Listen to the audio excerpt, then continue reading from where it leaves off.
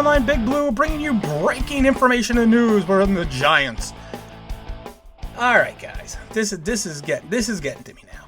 So we kind of figured that Golden Tate was going to get benched, and here's my problem with it. This is the Giant philosophy right now. You know, Tate got in trouble because he got caught on camera yelling, "Throw me the ball," after he made the great catch in the end zone that should have put the Giants in position to tie the game. And of course, then his wife rants about it on Instagram for his lack of opportunities. And then later, Tate liked a tweet that suggests they cut him and, give him an opportunity to sign elsewhere. So what do the Giants do? They don't plan on cutting Tate. They bench him for this game. And then I got to see the Joe Judge comment, which he said on Wednesday. First off, it has to be team first for everyone in the building. Every coach and every player. It has to be team first. There is no exceptions for that. I'm not going to tolerate any kind of selfish behavior from anyone, a coach or a player. It's not going to happen. Okay, Joe, you got to stop protecting Danielle Jones. And yeah, I'm calling him Daniela now. He's got to man up. Tate is not wrong. Tate is 100% right. Tate has been open. People are like, well, Tate's not getting separation. Watch the film. Tate has been open on numerous occasions.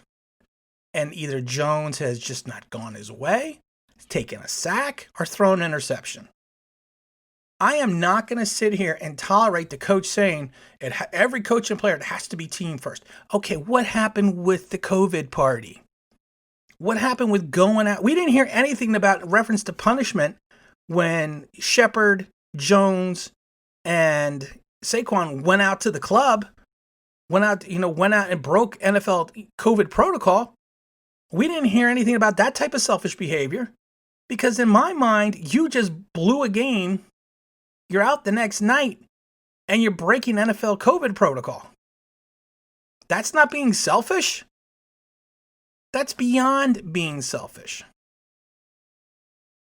And right now, Tate has only been really the Giants' third receiver. He's playing just over 50% of the snaps. And then you have a veteran who's played in 112 games go on and play on the scout team on Wednesday? What kind of message is you know what the message this is sending to me is? If your name is Danielle Jones, you can do whatever you want because we don't want to hurt his widow feelings.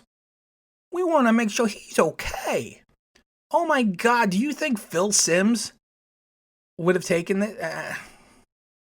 Do you think Parcells was on Phil Simms like white on rice from the minute he got there in '83 as the head coach? He was there as a defense coordinator before that, but he was on that guy.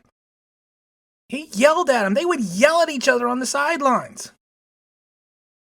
Eli Manning had to deal with Tom Coughlin and had to deal with the New York media and the press and everything else. Poor Danielle, he can't do that. We don't want to hurt his widow feelings. I mean, really? This is what we've come to? And we talk about having conduct detrimental to the team and being selfish when, you know what? It's pretty selfish for me that, and I don't care what anyone says, you have a bad loss. You don't go out the next night and celebrate. I don't care if it's a private party. I don't care what. And you don't get filmed without wearing a mask.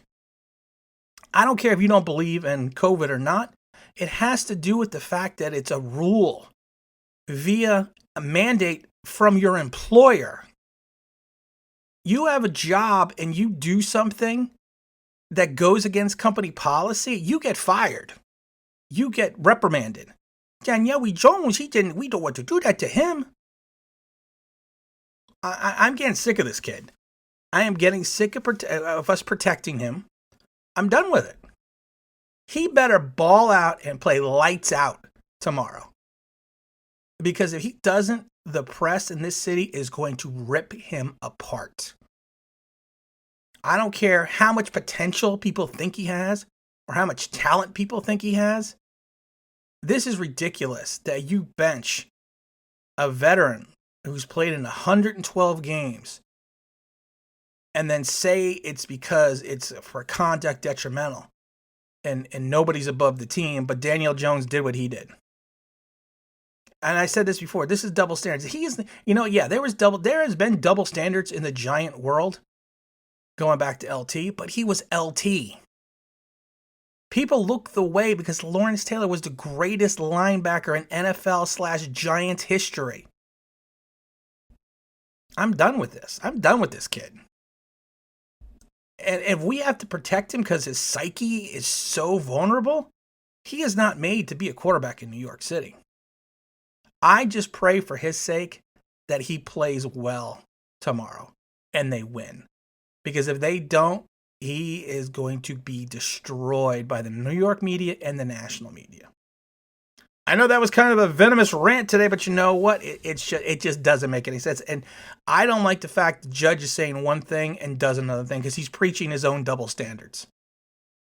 And this is one of the first times in the last, I would say, 6 weeks, I've really disagreed with something that Joe Judge is doing. But again, this is Tim with Online Big Blue, bringing you the best in New York Giants sports talk and entertainment. And as always, if you could like, if you could subscribe, if you could ring that bell, you know what it means, that'd be awesome.